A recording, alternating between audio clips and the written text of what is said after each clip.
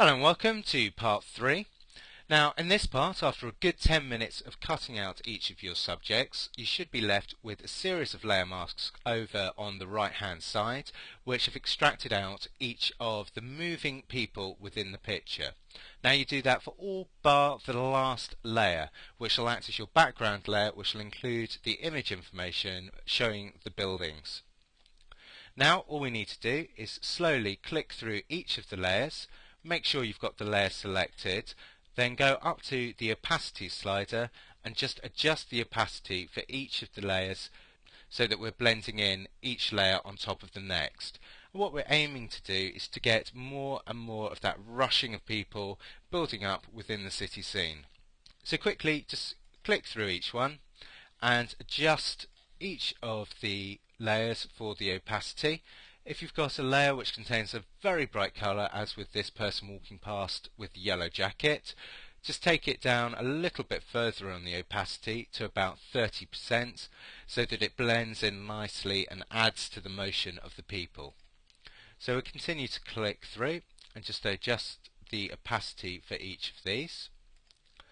What you'll actually probably find is you'll come across some layers where the people are either just a little bit too blurred or don't actually add that much to the image, in which case take the opacity either right the way down or just remove them completely from the layer set. So this one here I think I'll just take away. And finally just finish off with the top layer. So we've now got all of our layers adjusted, we've extracted the moving subjects from each, and we've adjusted the opacities of each of the layers to blend it in, so we've got our busy city scene. Now we've only got a couple of very quick adjustments to do, which are levels and hue saturation. So making sure that you've got your top layer selected, go to your adjustment layers icon, down to levels, and you'll see the familiar levels dialog window. If you've got a slight colour cast, you can correct that now just by clicking the set grey point pipette and selecting some of the grey pavement. Just switch the preview off and you can see how that's just neutralised the colours a little bit. And again we can just make an adjustment to the actual histogram itself. Just holding down Alt so I can see where the image is clipping on the highlights.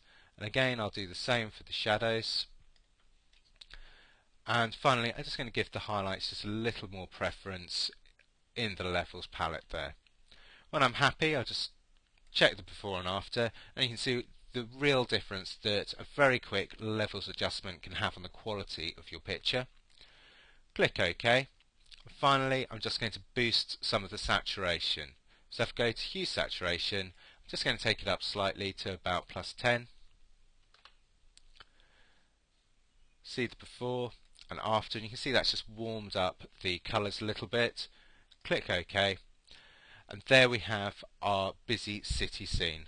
Now before you print that, obviously you just want to flatten the whole thing down, so go up to your layer palette options, flatten image, click OK, and now we've flattened all of those images that we've loaded through Photomerge down into one busy city scene.